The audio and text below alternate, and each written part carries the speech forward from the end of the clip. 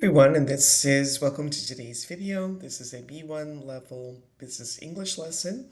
Today we're going to be doing a case study that brings together all of the skills that you've learned in the business negotiation, the previous three business negotiation videos. And the case study has to do with a chain of neighborhood grocery stores negotiating a deal with a supplier for a new product. So go ahead and read the background information and the task on your own, or you can follow along as I read.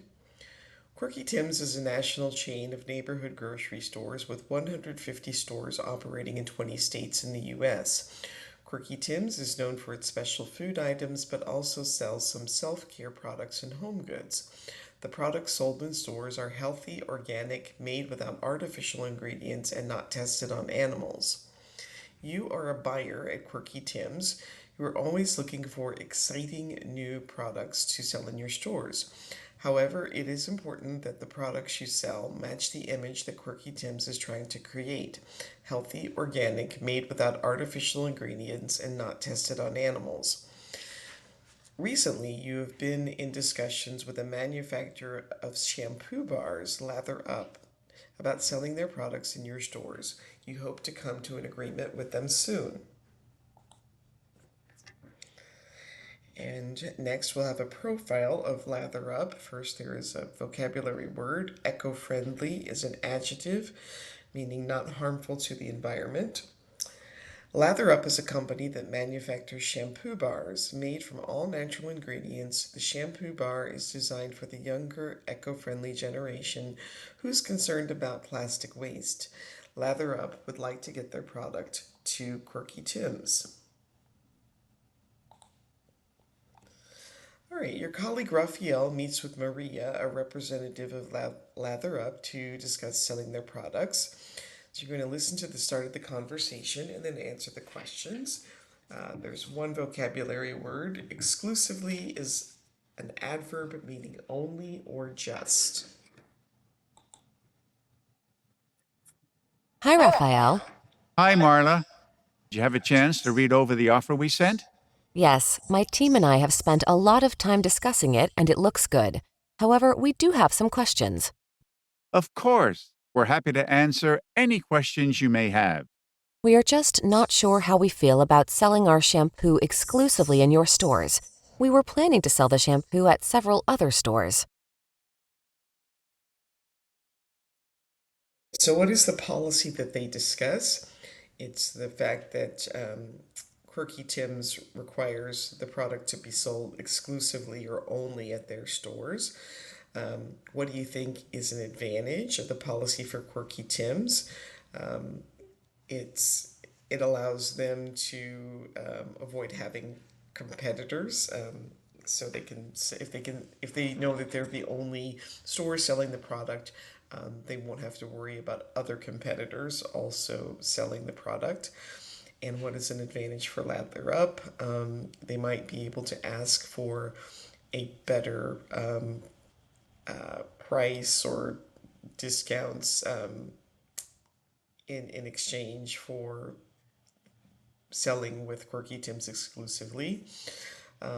Disadvantages probably for Lather Up, it limits the market. If they could sell to other stores through other stores, they could reach a larger number of consumers. All right, now we're going to listen to the full discussion and you'll answer the questions. Hi, Raphael. Hi, Marla. Did you have a chance to read over the offer we sent?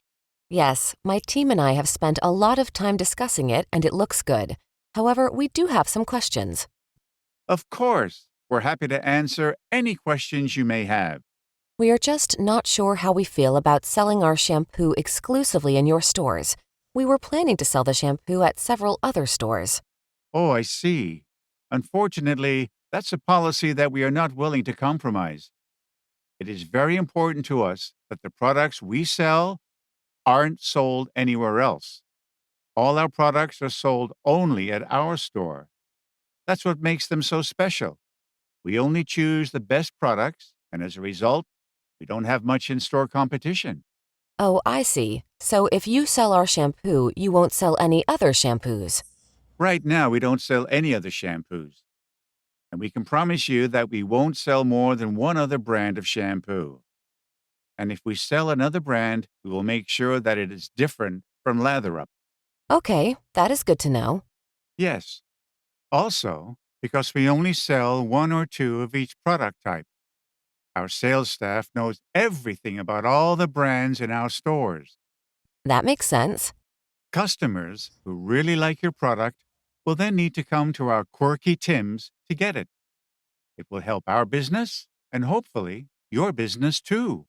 Okay, let me think about this some more and talk with my team to see if they are on board. We'll get back to you if we have any more questions. Okay, we really hope that we can reach a deal. Okay, so what advantage of the exclusivity policy does Raphael mention? Well, he talks about not having in-store competition.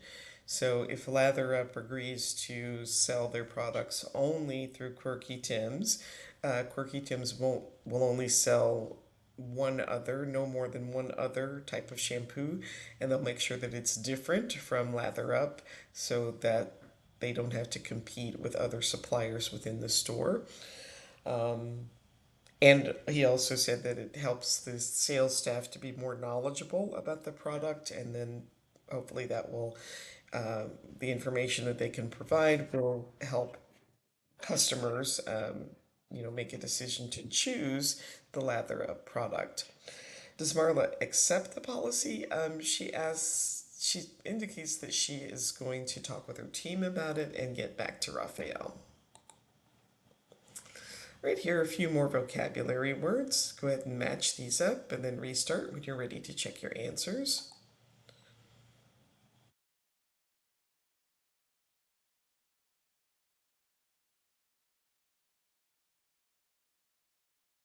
Okay, so number one, retail is letter A, to sell in small amounts to consumers. Manufacturing costs is letter D, the expenses needed to make a product. And number three, profit margin is letter C, the difference between the cost of making and selling something and the price that it is sold for. Um, Number four, self-care product is E, items put on the body to clean a person or change a person's appearance. And number five is B, promotion, a campaign with the goal of letting more people know about a product or service.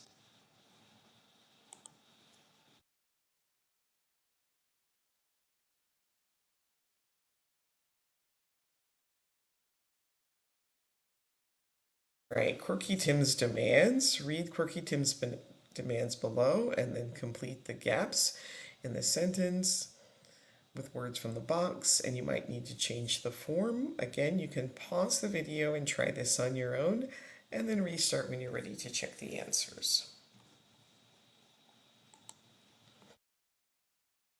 So products usually retail for 4 times their manufacturing cost. Quirky Tim's plans to sell Lather Up for $4 a bar.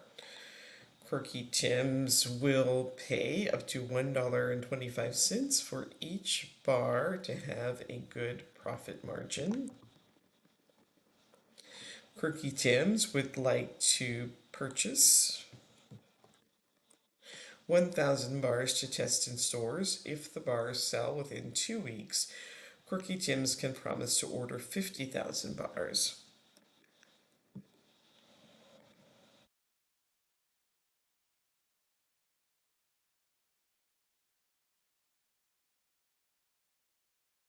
So self-care products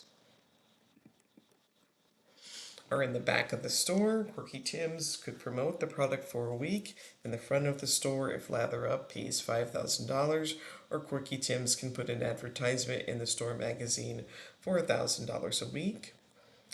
Quirky Tim's would like to run a promotion. The First week in which the bars are buy one, get one free, Quirky Tim's wants the products to be sold exclusively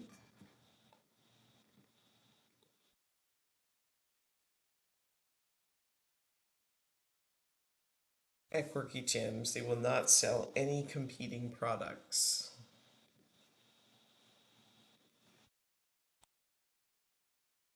Here are a few more vocabulary words. Again, pause the video, try these on your own, and then restart when you're ready to check your answers. So to make longer is to extend. Location where a product is placed in a store, that's shelf space. A small example of a product that is given as a trial, that's sample. A price that is lower than the usual price, that is a discount. And the amount of time a customer has to pay for something is the credit period. Again, you're going to fill in the gaps with words from the boxes. You may need to change their form. Pause the video, try this on your own, and then restart when you're ready to check your answers. So it costs $1 to produce a bar, and Lather Up believes that bars can retail for $5 in stores. They don't want Quirky Tim's to reduce the price. Lather Up wants to sell each bar for $1.50 to Quirky Tim's, but they are willing to offer a 5% discount if Quirky Tim's orders more than 10,000 bars, or a 10% discount on an order of 50,000 bars. Lather Up is willing to lower the price in exchange for better shelf space,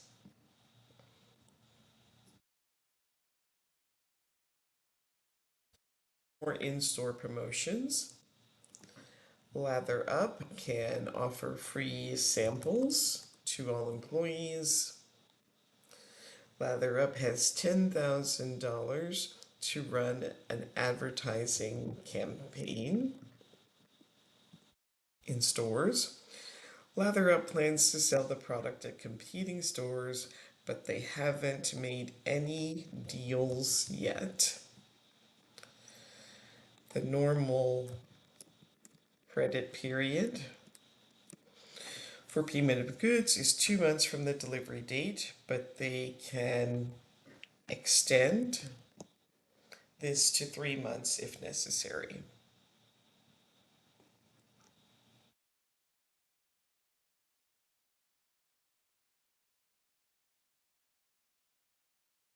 So, two types of conditional. We're going to review the first and second conditional that we learned earlier. So, first conditional, if you sign the contract now, we will ship the order by the end of the day. If you don't reduce the price, I will go to another supplier. The second conditional, if you accepted a price of $2 per unit, we would consider changing the delivery schedule. And if you tried to change the items of our agreement after signing it, we would cancel the contract. So both conditionals describe a situation and a result in the future. However, the second conditional describes a situation that is unlikely, unreal, or impossible. So first conditional, I will offer you a discount and order more units. And then second conditional, I would offer you a discount if you ordered more units. It's when the speaker thinks that this is unlikely. Conditionals are often used in negotiations to make proposals and to try to find agreement. What examples are first conditionals and which use a second conditional?